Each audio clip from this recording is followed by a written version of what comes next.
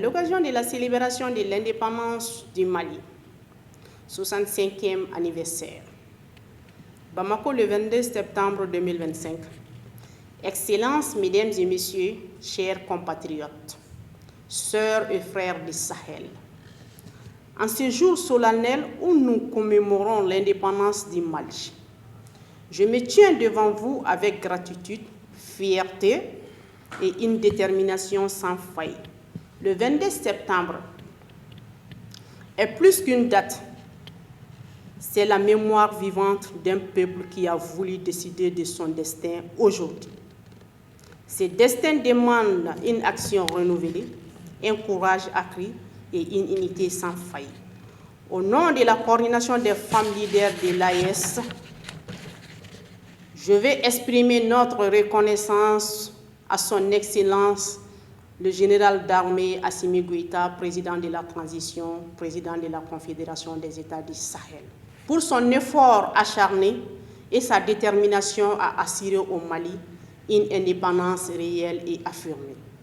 Son engagement à défendre la souveraineté nationale a marqué cette phase cruciale de notre histoire et mérite d'être salué. Mais ce remerciement n'est pas un appel à l'immobilisme. Il est un signal pour chaque Malienne et chaque Malien, chaque femme, chaque homme, chaque jeune et chaque aîné s'élève comme un guerrier pour la patrie. Guerrier non pas au sens de la violence gratuite, mais au sens du combattant du quotidien. Celui qui travaille, résiste aux divisions, défend la dignité, reconstruit et protège nos acquis. J'adresse un appel solennel à toutes les couches de notre société. Aux forces vives, mobilisez-vous pour la paix, la sécurité et la cohésion. Aux chefs traditionnels et religieux, aide-nous à rassembler, à apaiser et à guider.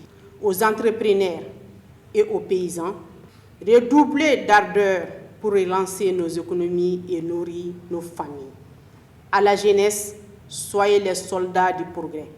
Formez-vous, innovez, entreprenez, refusez la fatalité. Aux femmes, continuez d'être le soldat de résilience, d'élever nos maisons, d'éduquer nos enfants et d'agir dans la conduite des changements. Nous sommes appelés à endosser les habits du combat, celui de la reconstruction, de la justice sociale, de la lutte contre la corruption et de la défense de notre identité.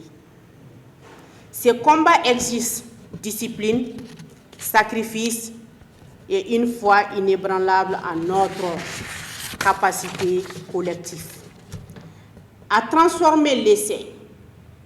Que nul ne se méprenne, rendre au Mali une indépendance vraie.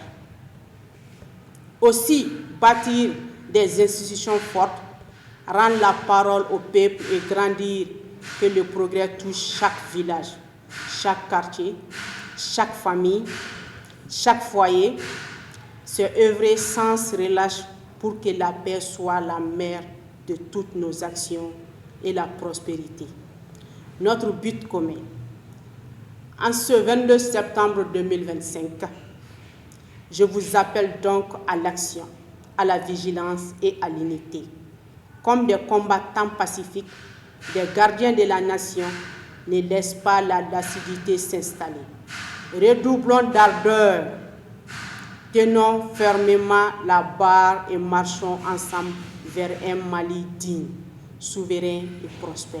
Vive le Mali, vive la solidarité et la résilience des peuples du Sahel, vive l'Alliance des États du Sahel, vive la coordination des femmes leaders de l'Alliance des États du Sahel.